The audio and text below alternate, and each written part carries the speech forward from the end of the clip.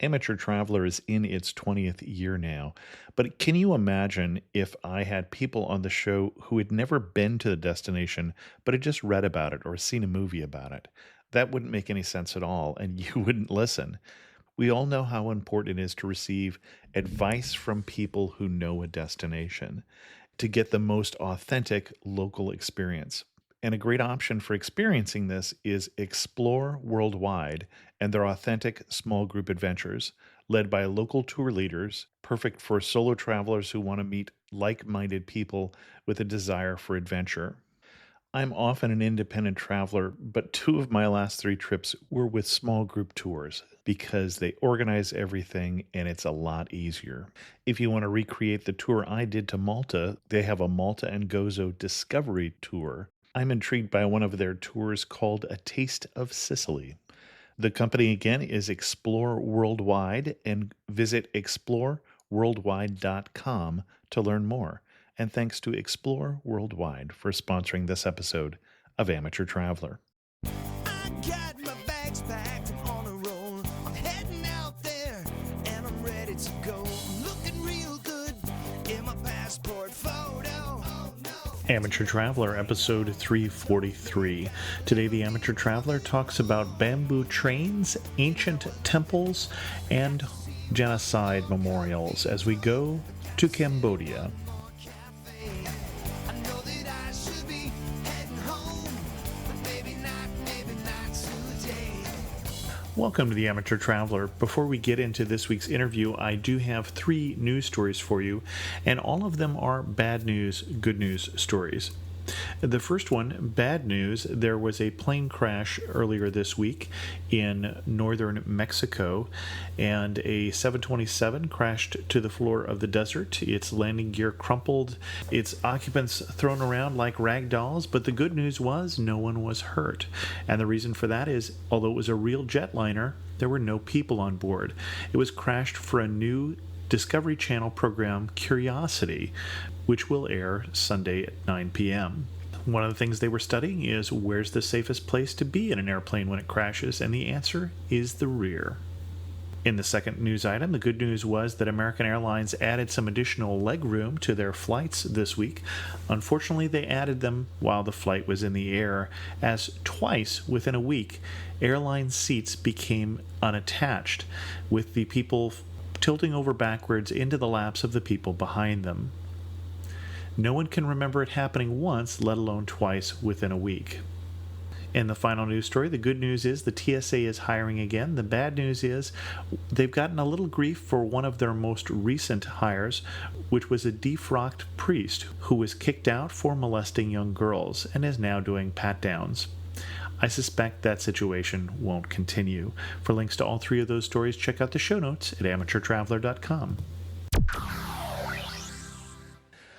I'd like to welcome to the show Noah Lederman, who's come to us to talk to us about Cambodia, and Noah is also coming to us from somewhereorbust.com. Noah, welcome to the show. Thanks for having me, Chris. Why did you go to Cambodia? I always had a very strong interest in Cambodia. I started doing research for a book where my central character was a survivor of the Cambodian genocide. So after just pouring through the literature on those years, I really wanted to see it firsthand.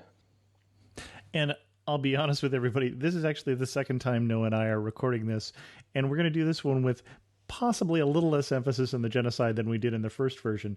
But obviously that's something that you had also mentioned the first time, that there's a personal part of that story that you related to. Yeah, like I said, I was researching the Cambodian genocide, and even before that, I had been writing about the Holocaust for quite a few years. So I definitely connect with the recent tragedy in Cambodia. And it's a country that's been through a lot in the last 30, 40 years, but it's also one of the most beautiful countries I've ever been to. And the people are some of the most optimistic, friendly people. So it was quite a relief to see. Excellent. If we had, say, 2 weeks to spend in Cambodia, what itinerary would you recommend? So most people who see Cambodia leave with one complaint, that they did not spend enough time there. They kind of spend a few days in Siem Reap and a few days in Phnom Penh, which are two areas that you really must see. But I would also suggest spending at least a few days in the south along the Gulf of Thailand. My favorite place to go there was a town called Kep, and another city that is in between Phnom Penh and Siem Reap, a place called Battambang. So just to go through the order, you could do Kep, Phnom Penh, Battambang, and then Siem Reap, or obviously if you're coming from Thailand, you could do it in the reverse order. Excellent. And let's not cover it in that order, because let's cover Siem Reap first, because we've talked about that before on the show in episode 127. It was the first show we did on Cambodia. And you've listened to that episode, as I recall. Yeah. So we're talking about, and I'm going to use the wrong terminology here, Anchor Wat, which is really, I understand, just one temple, but the complex there is why people go to Siem Reap. Siem Reap is this massive, massive complex. Actually, Siem Reap is the town, but about 6 or so miles away is this ancient complex of maybe 50 major temples, and they are just incredible to see in all different parts of the day. So we started off at Anchor Wat at about 4 in the morning. Oh my gosh. Okay. Yeah, 4:30. Our tuk-tuk driver picked us up. Obviously, we had arranged it beforehand. It's the best way to do it, because a tuk-tuk pretty much will cost you about $15 for the day. We had this guy from 4:30 in the morning till about 6 p.m. at night. And a really nice guy, took us all over. I'll get to all the sites, but we started off in Angkor Wat for the sunrise, and there's just a whole host of different routes you can take. Because we had our tuk-tuk driver, Chan is his name, we decided we might as well go all the way to the furthest temple, which is a place called Bante Shrai. And Bante Shrai is made of these like pink stones, very ornate, probably one of the least visited major temples because it's so far off the trek. You hint there at the size of the complex that you wouldn't want to walk to the furthest temple. Do you know roughly how far it is from one side to the other? Oh, yeah. It's miles, as I recall. Probably, 20-something miles or kilometers, but definitely it's not a walk, because, I mean, you could walk it, but you wouldn't see much in that day. From the Angkor Wat, which is closest to Siem Reap, to Bante Shrai, which is furthest, it's definitely a marathon each way. Okay. So Bante Shrai is a beautiful, beautiful temple. And why did you start at 4:30 in the morning? I'm curious of that too. To get to Angkor Wat for the sunrise. Okay.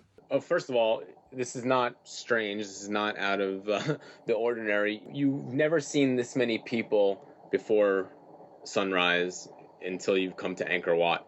I have a picture of everyone looking at the sunrise, and it looks like people watching some sort of Colosseum event, because you have all these ancient stones behind them, and they're just gathered in masses. So it's quite spectacular to see the sunrise, and it's quite absurd to see all the people. But it's certainly something to wake up for once if you're there for 3 days.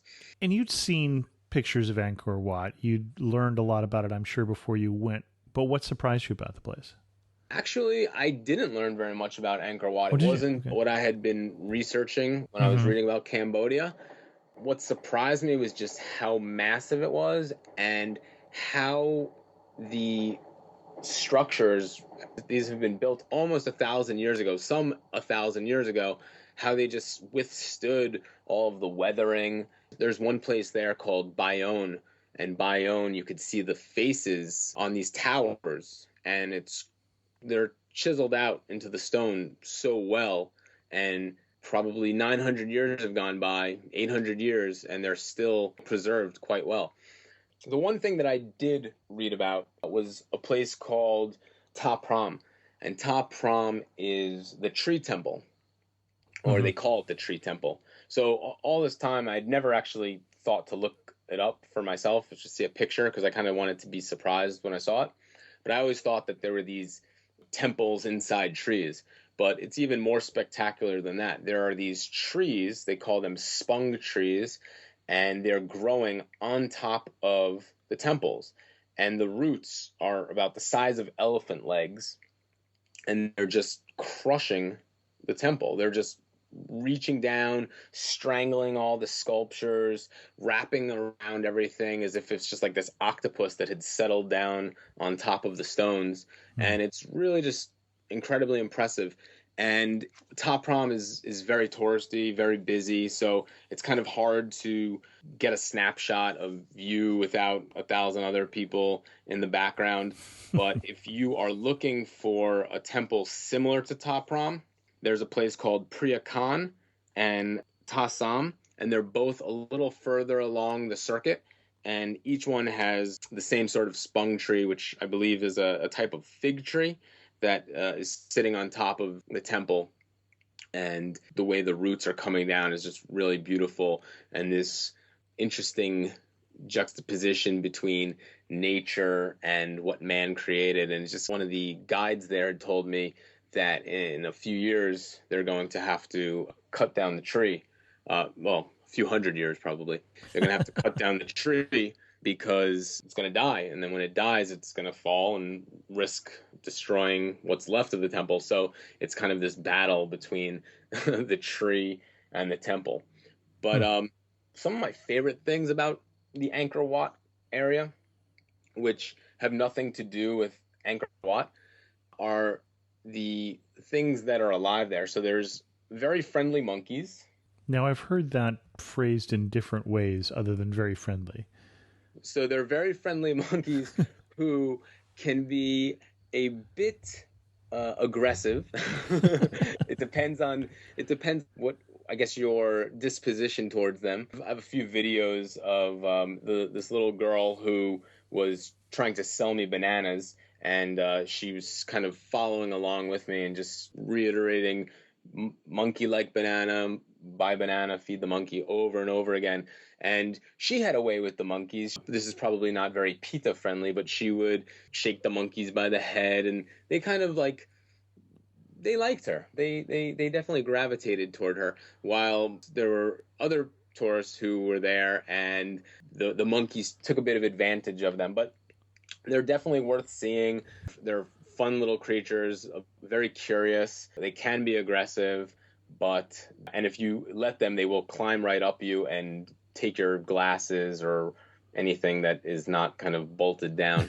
That's the part that I've heard, yeah. We spent an hour just staring at them with fascination. And then the other thing that's really great about Angkor Wat area are the kids. It's a little sad because the kids are sent out to sell things, and they're all very adorable, so it's very easy for them to convince tourists to buy the postcards that they're trying to sell. But I've traveled a lot in Southeast Asia, and there's a lot of people who want you to buy, and they treat it as if it's your obligation sometimes. And tourists and travelers, they get a little frustrated with the constant barrage of please buy from me. But in Cambodia, they're very creative and funny. Everywhere you go, the kids will count up to 10 in about 5 or 6 different languages to show you all the postcards that they have.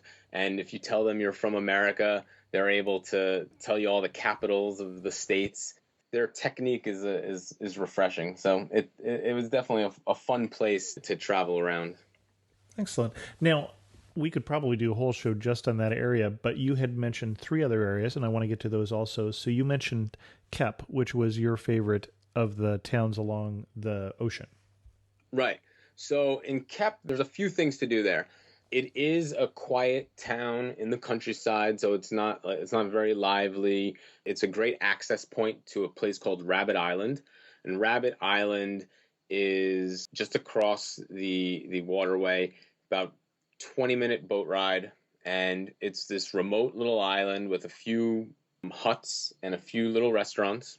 It's just really a great place to relax. I'm not big on beaches that I can't surf, so sitting on Rabbit Island, I was a little worried that I would get a bit antsy, but They have a bunch of hammocks strung up between trees. They have these bamboo pallets laid out so you could use as lounges. And there's really only about like 40 people who were there when we were there. And it's a great place to spend the day. And if you are not too turned off by the cottages that are there, I would even suggest spending the night.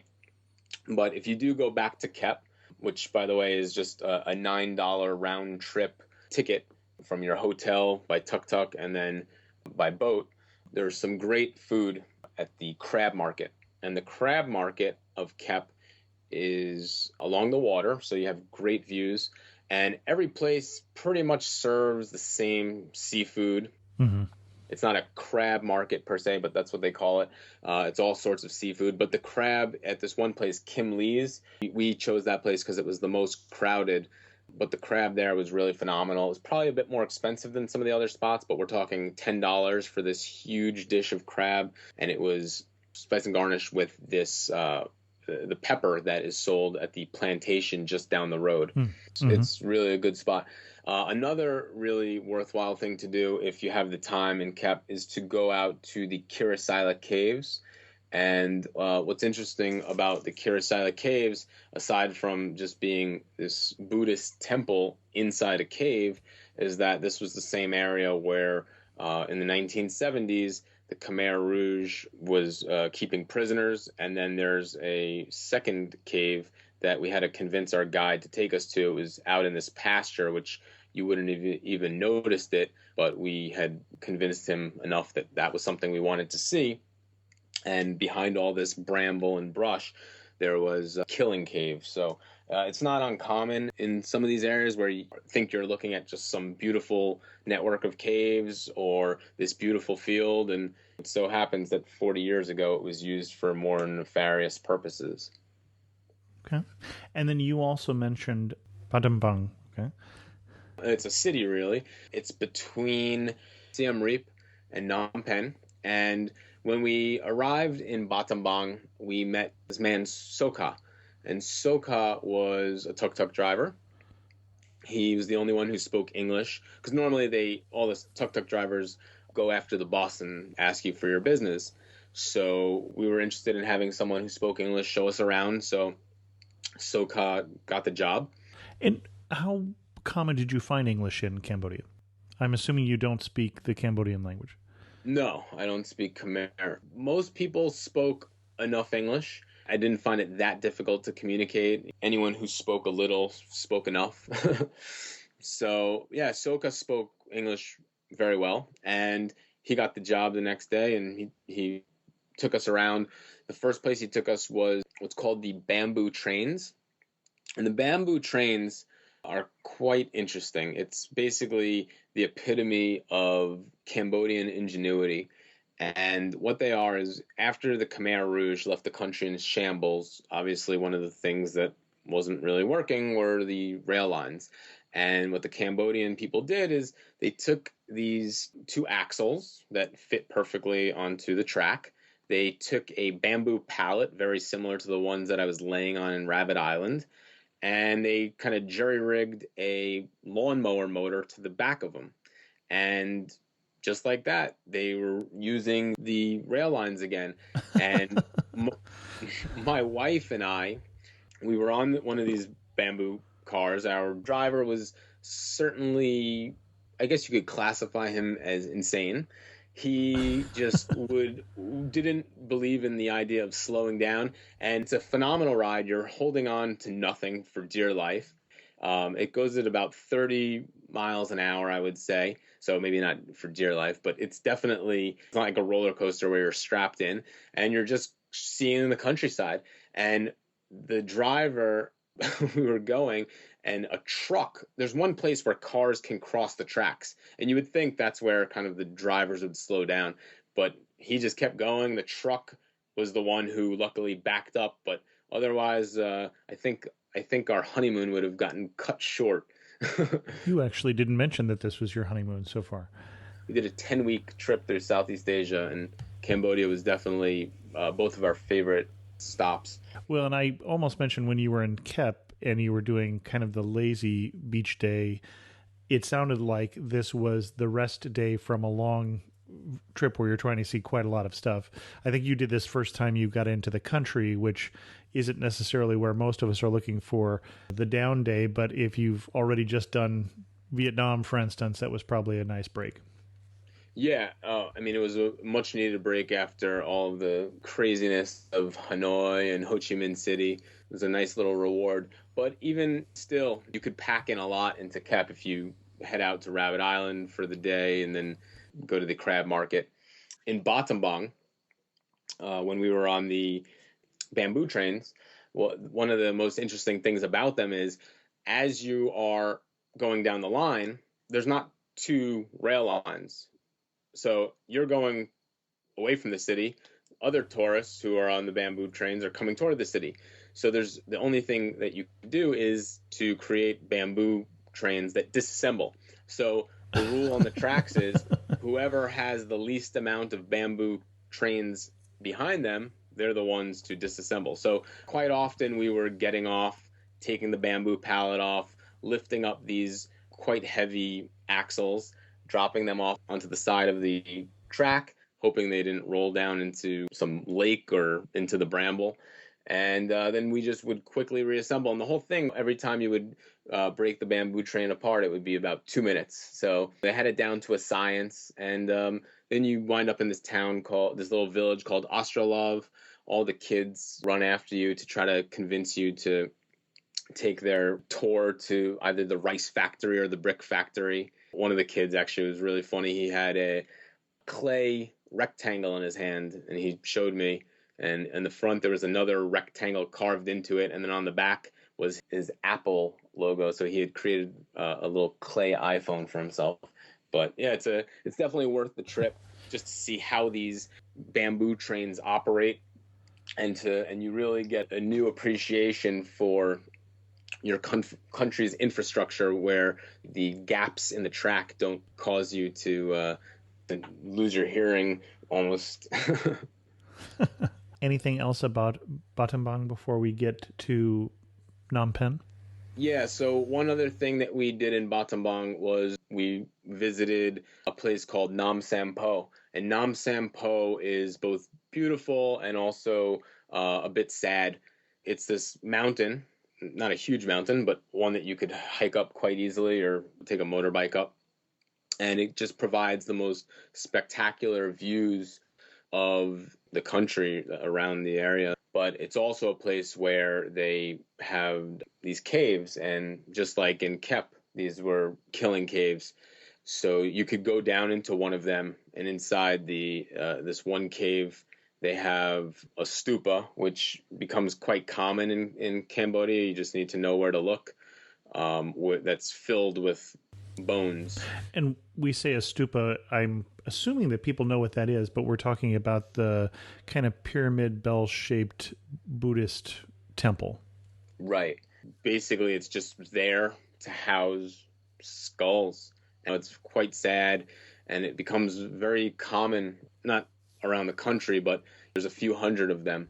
And when we were down there was an old man who was making bracelets and giving out incense for Buddhists to come pray. And right next to that, it's just a very tragic reminder of what was going on 40 years ago. But Nam Sam Po does offer a taste of present-day Cambodia, which is its beauty, and past Cambodia, or the recent past, which is the sad history from 1975 to 1979 when the Khmer Rouge was in power. Okay. And then you also got to Phnom Penh. There's a few things to do in the city. One of the best things to do is there's a little night market along the river, and that's kind of the area where you would want to stay, somewhere along the river. So the night market just had good little snacks. Love the night markets. Yeah, and this one wasn't huge, and it didn't have a ton of variety, which not many of them do, but this one was quite small. But the food station was pretty unique because you would get your appetizer sampling that you wanted. And then there would be this whole floor space that was designated for sitting and eating. And it's a great place for Cambodians who are like night picnicking and travelers who just want to be in that scene. So that's really cool. And then the other thing that's really nice on the waterfront is just at night, everybody's out playing soccer on the cobblestone or the asphalt paths. And people are on the road selling all sorts of treats. Like you could pick up some crickets, fried crickets, or other fried insects, which were quite delicious in Thailand. I didn't get to sample them in Cambodia, but I'm guessing they're of the same quality. And so that's really like the fun stuff to do. It is beautiful along the river. And then there's also the things that are kind of mandatory for most travelers to see. It's a place called S21 or Tuol Sleng, which is where the citizens of Cambodia who lived in Phnom Penh were brought. And it really is one of the few places that's still intact and tells the story of the genocide. And I get the impression from you, if I only had time for one place to go to learn about that time period, that this might be the one place in the whole country. Right. So if you're want a very succinct and concise lesson without traveling around too much, Phnom Penh is it. Between S21, where you see there's 4 schoolhouses. And this was an elementary school or something before it turned into something more gruesome. Right. Each schoolhouse had about 3 levels. Outside the schoolhouse, now it's just one building has this, but they were all covered in like a net of barbed wire, so people couldn't escape or jump to end the torture. And they were kept in these little shoddily built brick cells to be tortured. And it's quite interesting to read the testimonies that were forced out of the people admitting to being spies, even though they had no idea what the CIA and KGB were. And inside S21, if you get there soon, you'll actually be able to meet 2 of the 7 people out of 20,000 who survived. They're the last 2 still alive. There were 7 in total, and they're there pretty much on, I don't know if a daily basis, but they were both there when we visited, and they're giving out, they're selling their books, and you could meet these men who really went through hell. Well, and we should say that the reason why people ended up there, I mean, we haven't talked about that as we talked about this so far, but this listing audience of the amateur traveler tends to be a fairly well-educated audience. Most people have a college degree or are working on a college degree, and for that alone, you could end up here. Right. Most of the people who were killed during that time were urbanites or any educated people, artists, anyone who spoke out against the Khmer Rouge or Pol Pot, or who were suspected of any of these things. Ironically enough, during the bombings along the Cambodian border, people had to flee into the cities. And then when the Khmer Rouge came to power, those same people were considered city people instead of village people, which they had been all their lives. And the only reason they had left was to flee the bombing. One of the things that you should definitely do if you make it to S21, though, is to get a guide. It's a few dollars. Most of them had experienced the war, had experienced the genocide, and they really can clarify a lot of the things that were going on and personalize it, certainly, and illuminate everything that was going on during that time. So after we had visited S21, our tuk-tuk driver, a guy named Tree, had taken us to a place called Chungak. And Chungak is maybe even harder to look at because it really feels like a beautiful park. Obviously, you know why you're there, but then you look down onto the earth and the rain had washed away some bone fragments and some cloth that was part of a mass grave. So there's all of these mass graves that have been revealed over the years, and a few areas where you can see these bone fragments, and even other areas that are more gruesome where they murdered infants. But there's this incredibly huge stupa that was built in the center, and inside there's about 9,000 skulls and femurs and other bones that belong to about 9,000 of the 20,000 people that were murdered there. And right across the street is actually a place for the disabled. It's a nice place to sit and reflect afterward. But when we were there were all of these young men who were playing volleyball in the back, and the volleyball net was on the ground. And the reason being was because they had all lost their legs, or one leg or two legs, to mines, which still affect the entire country today. There's still areas that are heavily mined, areas that no tourist would visit, because these were the areas where the Khmer Rouge had set up after they had lost power. Mm-hmm. Still a constant reminder that this is a beautiful country with a past worth learning about. And before we leave Phnom Penh and get into some of our general questions, you weren't impressed necessarily with the royal palace in Cambodia, but you also had some recommendations that somebody should know before they go there. If you do happen to go to the royal palace, I would suggest, first of all, making sure that you have a shirt that covers your shoulders. And if you're a female, definitely pants or a really, really long skirt, because people who were paying the cover to get in were then turned away and forced to either lose their ticket or pay for clothing. Oh, and then another point that I had forgot to mention about KEP, there is no ATM in KEP. So you want to make sure that you go in with money. And most places do not take credit cards. So. Okay. One of the questions that we ask usually on the show is, how familiar was the place? When did you feel closest to home, and when did you feel furthest from home? Naturally, you feel very close to home in Cambodia if you're an American, because the currency is the American dollar. So it's actually quite funny, because I would go to the ATM and take out, say, $300, and it would, unlike in America, it would come out in all $100 bills. Okay. And if you took out this money at night when the bank was closed, then you were stuck with $100 bills. And interestingly enough, nobody in Cambodia can change $100 bills. So you felt closest to home when you saw the money, and then you felt furthest from home when you realized your $100 bill really had no value because you could never change it. So that was, I guess, my furthest from home and closest to home all in one. Now, we've obviously talked about some very serious things in terms of Cambodia, and the main reason that drew you there was some of this dark history. But one thing that made you laugh and say only in Cambodia?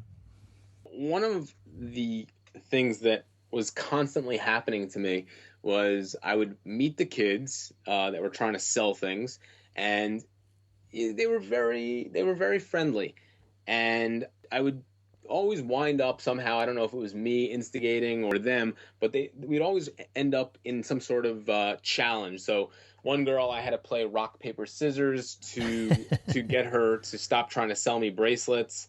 Another girl challenged me to about 15 games of tic-tac-toe in the sand. One little boy sung a song to me about why I should purchase his bananas. And these kids really were the spirit of Cambodia. Interesting.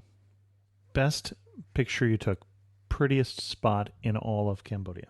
First of all, I should mention that the best pictures I took were really the funniest pictures, and they kind of lacked beauty, and they were just full of humor. There's some sort of craze in Cambodia, or at least this is where all of Angry Birds merchandise is being shipped. But every single kid and adult in Cambodia owns some sort of Angry Birds t-shirt, hat, backpack.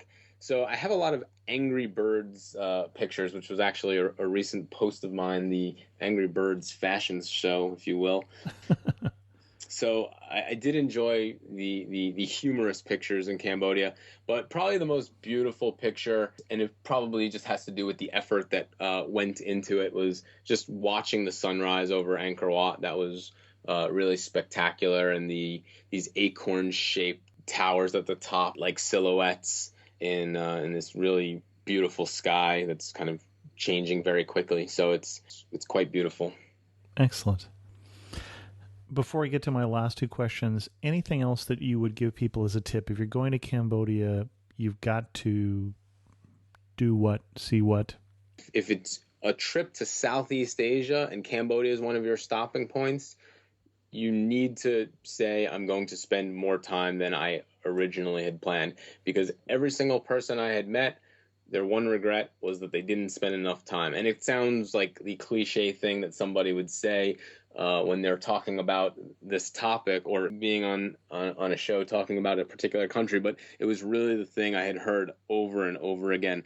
So definitely making sure that you have enough time to see everything. And I think really what made the country so spectacular was the people. Get to know the people.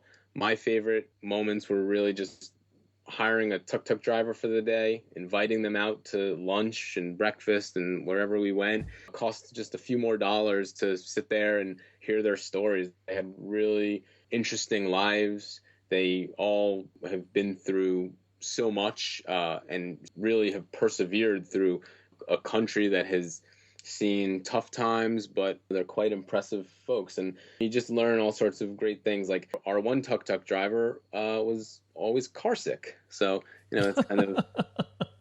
Oh, wow, that seems like a bad occupation. Yeah. So we wouldn't have learned that if we didn't take them out. So, yeah, I would definitely suggest spend as much time as you can allot to Cambodia and get to know the people and take out your tuk-tuk drivers. Excellent. Last two questions. Finish the sentence. You really know you're in Cambodia when what? When you're trying to order a beer, which is called, there's two beers. There's one, well, there's more than two, but there's one beer called Angkor, which is Angkor. Mm-hmm. And then there's another beer called Anchor, which spelled and looks and has the symbols of the thing that keeps a boat in place. Okay. So you really know you're in Cambodia when you're trying to order Anchor beer, the one that keeps the boat in place, and they keep bringing you Angkor because they don't pronounce anchor with the CH the way we pronounce it.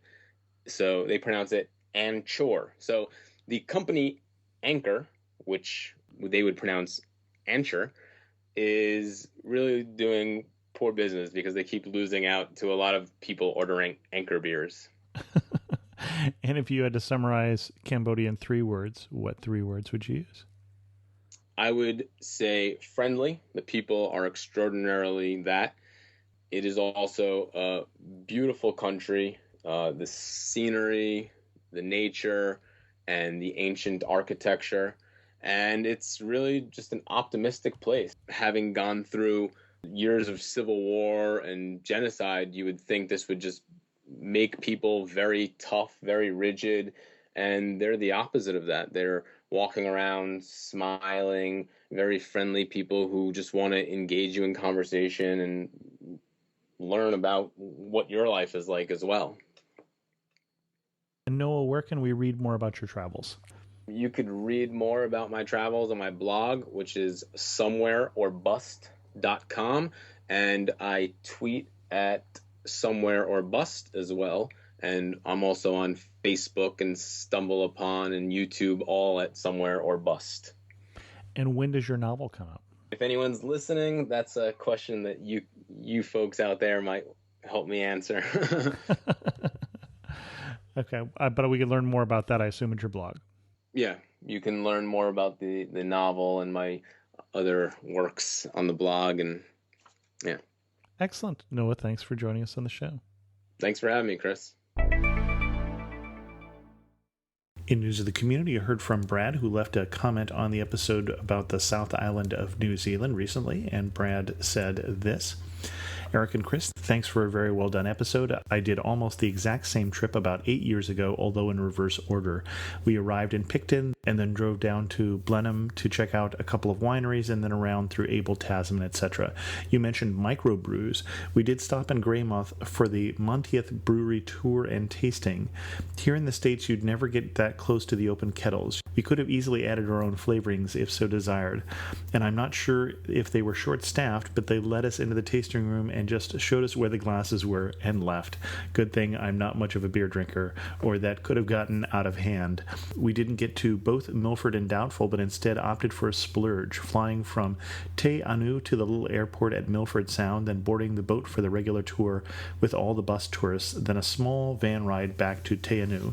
The flight takes you over the famous Milford Track, which is, in a word, drop-dead gorgeous. Hey, that's one word, right? Some of your other guests have done that. And the driver of the van kept asking, well, what do you guys want to see on the way back? We took several little detours and hikes that got us back well after dark. Much better than a 50-passenger bus ordeal from Queenstown. One other thing that we did that was well worth the detour was a quick trip to Stewart Island just south of Invercargill. The boat to get there is nicknamed the Vomit Comet, so bring your Dramamine. There's a lot of great treks there, plus the Ulva Bird Sanctuary on one of the nearby islands. All predators have been removed, so the birds have flourished, and is supposedly pretty close to what the rest of the South Island used to be like.